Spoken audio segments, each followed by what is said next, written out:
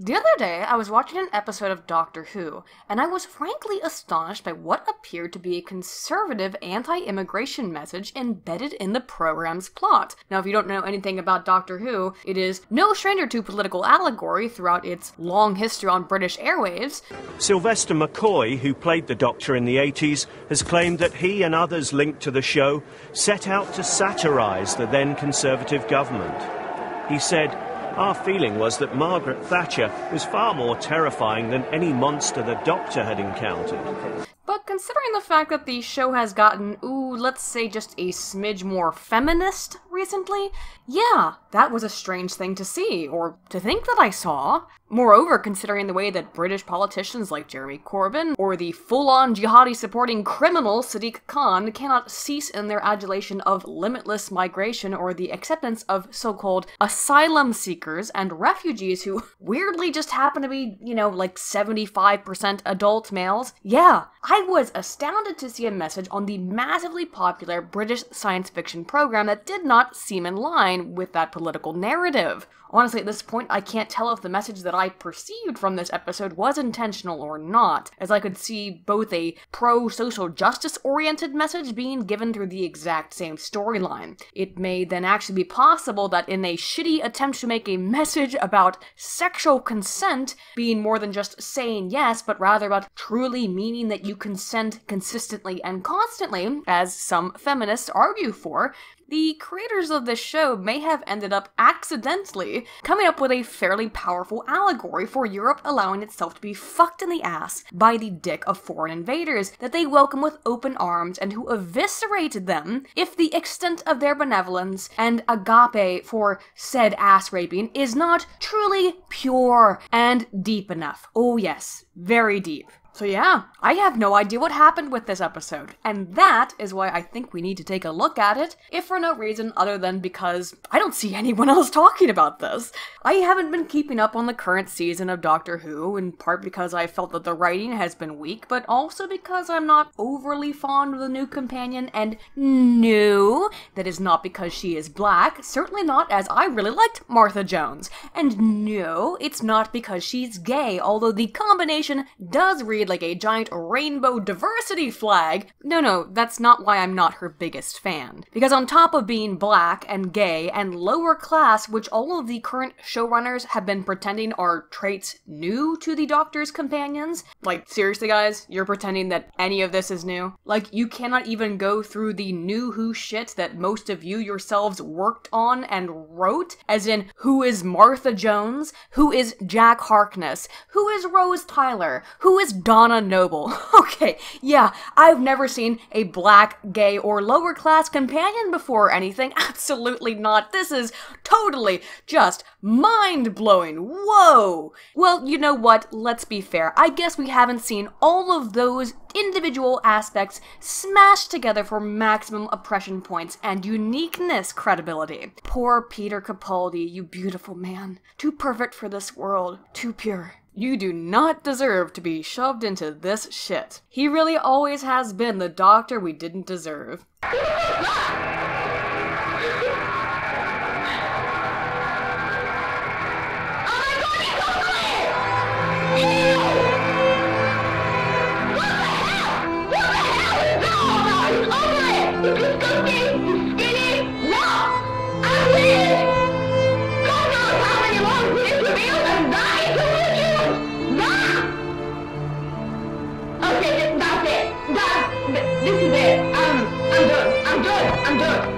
Okay, fuckity bye. Hang on for a second. Do I need to give a quick rundown on Doctor Who for those who are not familiar with it? Doctor Who has been on the air for 50 years in the United Kingdom, and has become, in a way, an inexorable part of that culture. The show revolves around the eponymous Doctor, an ancient Lamal Time Lord who travels through time and space in the iconic blue box I'm sure you've all seen, with random normies called companions he picks up along the way.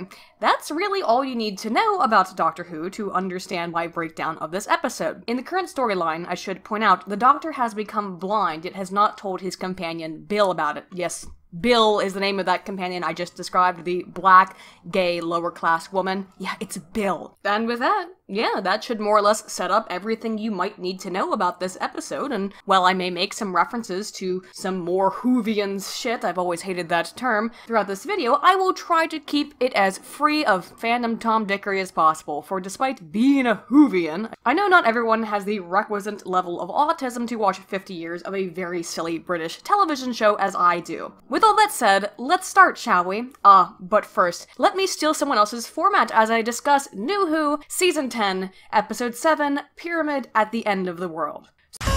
So we start out with a little recap. Immediately there is some interaction between Bill and her girl crush Penny, and hang on guys, I'm sorry, I can't do this. Let's start over, I can't really steal someone else's format. So we start out with a little recap. Immediately there is some interaction between Bill and her girl crush Penny, and oh, that line about the straight and narrow was nowhere near clever, friends, not at all. Try harder. Maybe he's just trying to keep you on the straight and narrow. Maybe, yeah. Really, I just want to get into the meat of this episode and not get bogged down on the inconsequential, but holy shit, even Doctor Who can't avoid taking a jab at Trump. I don't know the president. How would I know the president? I mean, I wouldn't have even voted for him. He's orange. Really? At least make a decent joke about him. He is so easy to mock, and that is coming from a Trump voter. He is so easy to mock. Is orange really all you can come up with? This Cheeto shit is weak. Step your game up. Anyway, yeah, the Doctor is the president of Earth. The Doctor's not a president. What's he president of? Well, in times of crisis,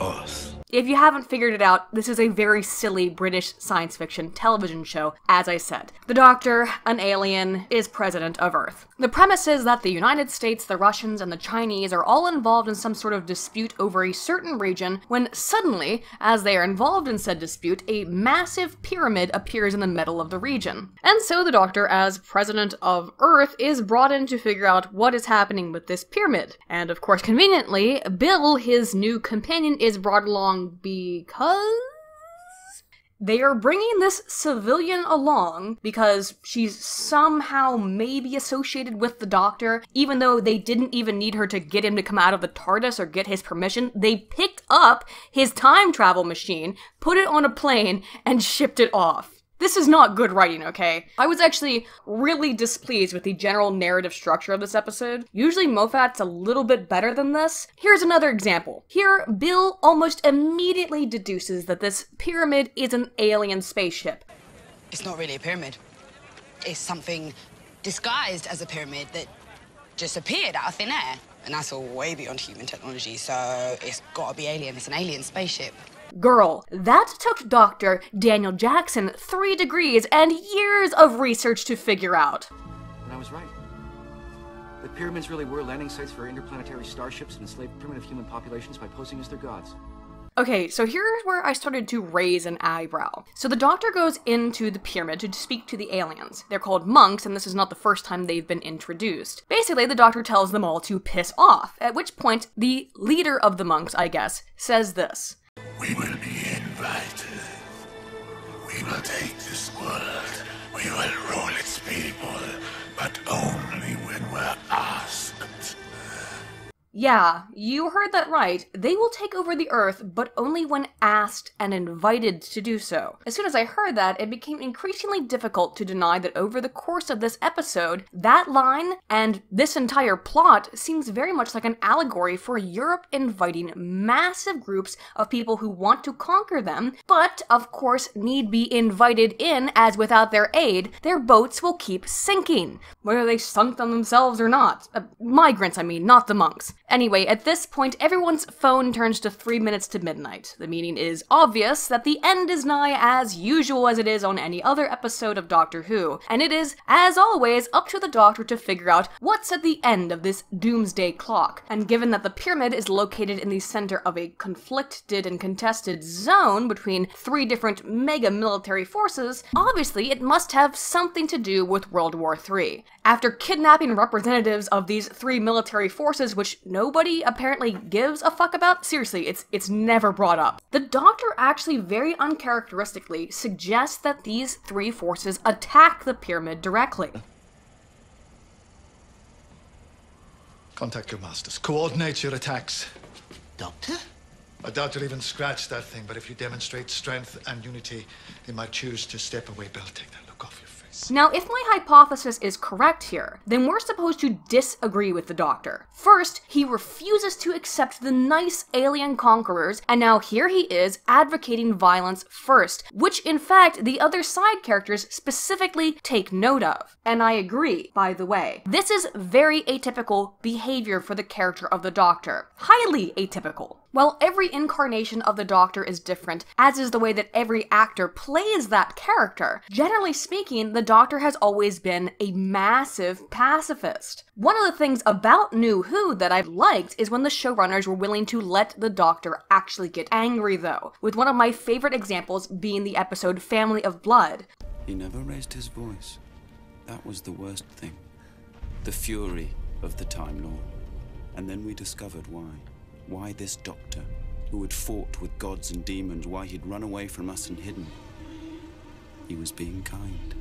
Usually, the Doctor is, as I have said, a bleeding pacifist, and while the character does change, that's been pretty consistent outside of Christopher Eccleston's portrayal and the War Doctor. But here, he immediately wants to bomb the shit out of these monks. How bizarre! Why is the Doctor being such a mean, nasty bigot? So, obviously, and of course, the bombs do nothing, the entire plan to attack fails. In response, the Doctor says this line, that physical strength won't work. So demonstrating strength isn't gonna help. Again, if this really is an allegory for immigration, intentional or not, this would seem to set up another reason for why the humans would just give up and want to welcome their new overlords with open arms, as you all are about to see. So the Doctor and friends all head inside the pyramid, and the monks reveal that they've been running all of these simulations on the end of humanity, which they show to all the humans in vivid detail. And by that I mean spooky Weather Channel footage. Oh, look how terrifying! But anyway, these monks have been analyzing these different scenarios so that they can stop whatever doomsday would take place, under the condition, and the sole condition, that all of humanity subjugates itself to the monks. It has to be a total acceptance and love of this subjugation. The humans must choose to consent to being saved, and not just consent itself, but to love the act of consenting. Now, I think that there are two metaphors you could take out of this. There's the social justice, politically correct one, and there's this anti-immigration one. I'll start with the lame one, because that's probably the reality of what the writers were trying, if poorly trying, to create an allegory for, which is some sort of pathetic concept that if your partner doesn't fully consent in every comprehensible manner, it's probably still rape, I guess? When the Secretary of the UN consents but does so out of fear, the message I suppose being out of coercion, he gets disintegrated. Now do you understand the importance of consent, you fucking rapist males? If there is a social message to this episode, and it's not the one that I think it is, the message about migrants, then it's this rubbish. It's about how it is necessary to understand the depth and breadth of consent,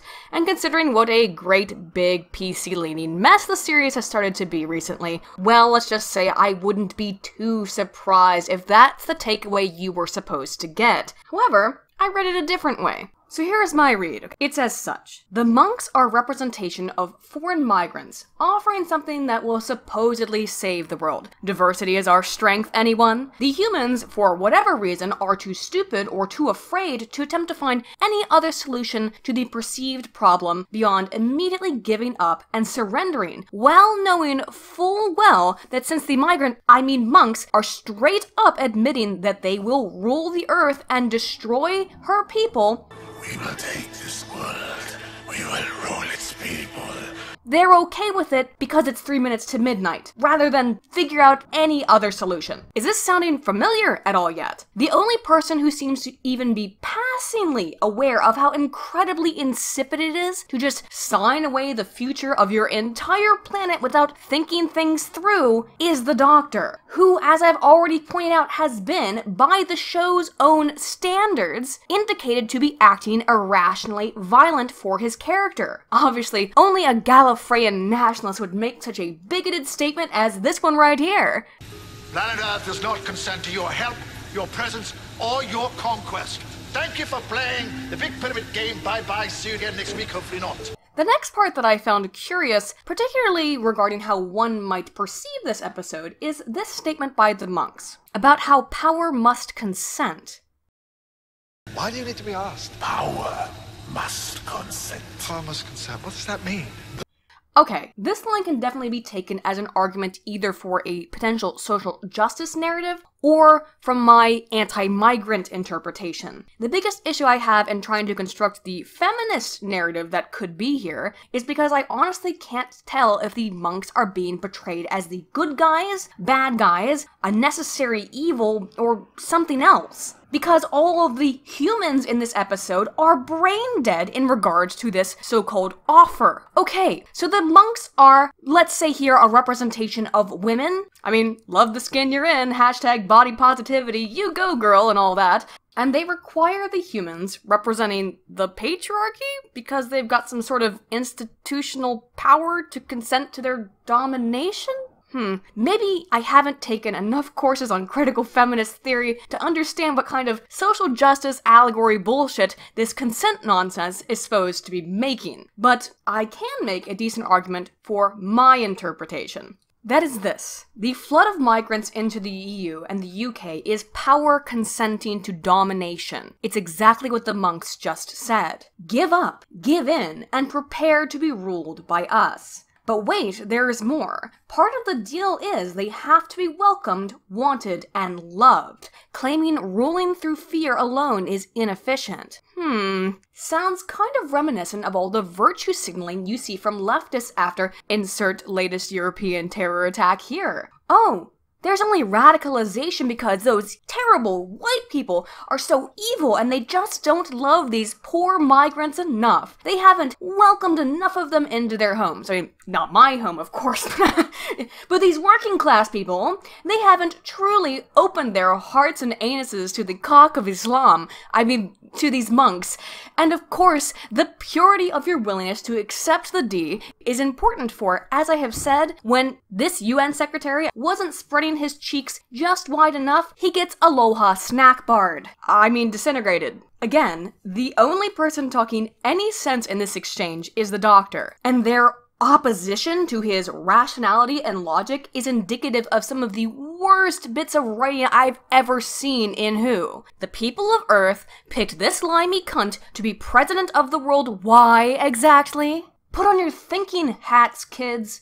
Oh, could it be because the Earth is in danger from being destroyed every other week, and despite how grim things seem, this same guy keeps showing up to continually save the day, and of the very, very few people on Earth who are aware of his meteoric achievements and all that he has done to save our planet time and time again, all of whom are in this room witnessing all of these events and discussing them, they're still unwilling to trust the president of the Earth when they are completely aware of all of that information. You what, mate? Take our chances with an alien species that says they want to dominate and rule us, that just disintegrated the Secretary of the United Nations because he didn't lube up his consent hole, or put faith in the President of the Earth who we secretly elected and who saves the Earth at 1 minute to midnight every week. Gee, that's a real toughie. Okay, so now this hilarious scene happens. Despite already all meeting in this boardroom once before where these 3 military commanders, again, kidnapped by the doctor with no fucks given from their countries, respectively, who have already agreed to work together to bomb the ever-living shit out of the monks' pyramid, and now, with less than a minute to midnight, all of them are willing to stand up for peace, even though, like I said, they just all agreed to work together. And although I'm pretty sure all of them are just soldiers. What is this supposed to indicate? So to prove that all of humanity can get along because these 3 are in the same room agreeing like they were, earlier, they all shake hands and suddenly, hooray! World War III is evaded! World War III is evaded! Tell me how amazing it is, Bill! This is amazing. Yeah, I thought so. It's sure great. All international conflict and tension is erased because a white dude, an Asian lady, and a Slav shook hands. Oh wait, that didn't stop the doomsday clock? Imagine my shock. Well, apparently it is a shocker, because the Doctor and friends all immediately decide that World War III obviously cannot be the cause of the end of all life on Earth, because these 3 kidnapped military officers pinky swore to kiss and make up. Yeah, what a fucking conundrum. Could you not, Occam's razor this shit? Not at all. Okay. Maybe it's just that these 3 random officers don't have that much pull? No? Alright, they shook hands, so that means World War III is off the table. Let's move on to our next idea. Now, throughout this episode, there has been a sort of subplot that I haven't mentioned because up until now it hasn't mattered. We've gotten these clips of a sleepy scientist trying to take a napsies while working with highly dangerous bacteria alongside with this little person. Person of size? What's the right word for midget? Fuck me. His midget colleague ends up locked inside this facility with a deadly new strain of bacteria that kills anything it comes in contact with. Spreading pieces of this side story across the entire episode, of course, ruins any surprise for the audience to guess what may be the real cause of the 3 minutes to midnight doomsday clock, but perhaps I do protest against the writing too much. And by the way, I don't think that's any kind of PC thing to have the other scientist be a midget. If people thought that might be my take on it, no, I don't care. Not at all. And really, that is a group of people that do not get very much representation, if such a thing is important to the media, as the parasocial contact hypothesis would suggest. Oh, and by the way, there's your citation for the day, friends. The only thing I did kind of wonder about, though, is how high up is she in this social and occupational ladder that they made her own little biohazard suit? I mean, I don't think they normally come in children's sizes. Aiden, stop, that's so insensitive, you outrageous bigot. Off to the gulag for re-education, but first, back to finishing this shitty plot. So the Doctor and his pals have a conversation about what else could possibly bring about the end of the world if it's not World War III, since we know that we all pinky swore and we're all BFFs now. And again, if you want to look at the migrant allegory, I suppose this would be to say stop paying attention to wars, and instead stop considering limitless immigration. Focus on what's happening within your own borders for once instead of the external. Maybe I'm stretching. Oh, but here, I like this, because as this episode goes on, I keep getting more and more support for my argument here. What I do find annoying is that they guess the bacteria is the cause of the doomsday clock after about 5 seconds, and again, that's just bad writing. And as such, they all pretty much guess that this leak of bacteria is just some sort of accident, and that somebody somewhere...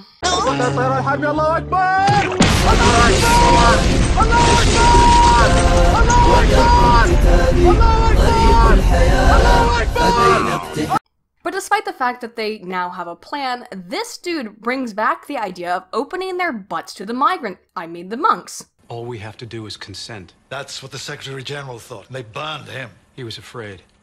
I'm not being afraid. I'm being smart. Yeah, being smart is not giving away your planet. Well said, just as neither is giving away your country. But oh no, Colonel Cook has a comeback.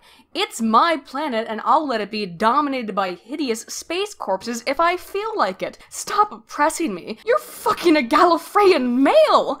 Oh, and it's not just this cuck-mando. Everyone agrees that the Earth should just bend over and take it. Well, in contrast, if I'm reading this right, it's the Doctor who is being portrayed as the irrational one here. Am I wrong? Go watch the episode for yourself and tell me what you think in the comments. Everyone is against him. The episode starts with him being overly aggressive. He's being portrayed as the stubborn one, not only because he won't tell Bill about his blindness, but because he's closed off to the idea of accepting the Pyramid of Peace. So the Doctor goes and tries to stop the bacteria that is going to cause the end of the world. Meanwhile, the humans, so desperate to be invaded, approach the monks and give their consent to present themselves. And, of course, they consent out of strategy rather than out of pure love. And that's just not acceptable. Don't you know that when you don't completely welcome the monks, with all of your heart, you're just going to radicalize them towards terrorism and disintegrating people? Anyway, so in a bit of a lame ending, the Doctor manages to stop the doomsday clock, but like my man Daredevil is blind and can't manage to solve the lock that just so happens to have numbers printed on it so that his sonic sunglasses can't read them. Yeah, convenient, of course. Bad writing. And of course, one last time, the Doctor, the only voice of reason here, warns Bill not to consent and accept the monks, knowing mankind would no longer be free, knowing that the monks want to subjugate humanity. But Bill is a fucking idiot who actually says this line. Just give him his sight back. You can have the world. Just make him see again.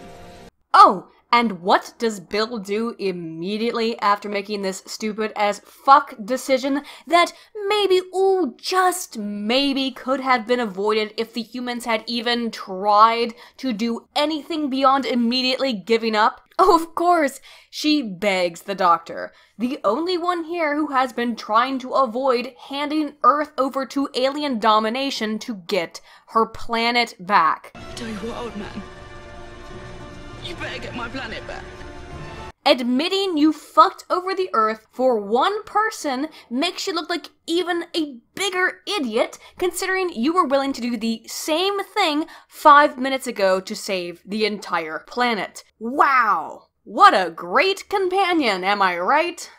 And that's it. There you have it, friends. Pyramid at the end of the world. As Doctor Who episodes go, fairly shit in my opinion. However, in terms of the political message, potentially interesting. I should point out that this episode aired mere days after the Manchester bombing, which illustrated so well to so many people in the United Kingdom, as we have seen from the violent aftermath, the benefits of consenting without quite enough love to inundating your nation or world with invading aliens who are upfront about their desire to destroy your people and control and rule them. I know this was kind of a weird thing for me to cover, but I found it odd that no one else was drawing a political connection to this episode, which to me seemed overtly evident, if for no reason other than the emphasis on the military conflict, to say absolutely nothing about the ongoing theme of consent. I admit I haven't looked around Whovian communities to see if anyone else has posted a similar analysis, so I could be repeating what tons of other people have said, but at least among the skeptics, damn,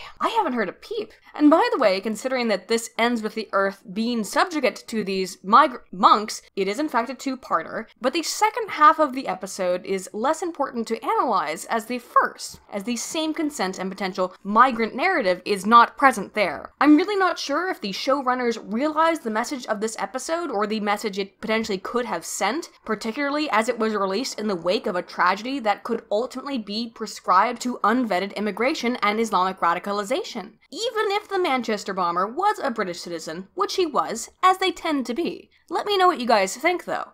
Did the Doctor Who showrunners accidentally drop a hard red pill about accepting migrants without any fucking conscious thought regarding the consequences? Was this a social justice narrative about consent that totally missed the mark? Or was this just a silly, subpar episode of a very silly British television show? Honestly, if I were a betting woman, I'd bet my money on C here, but let me know what you think. If you enjoyed this video, be sure to like and subscribe. I'm Aiden Paladin, Altana Volt. If you're concentrating on putting over a political message rather than on doing a really good show, I think there is a danger. You know, maybe you can do both, but it would be hellish difficult.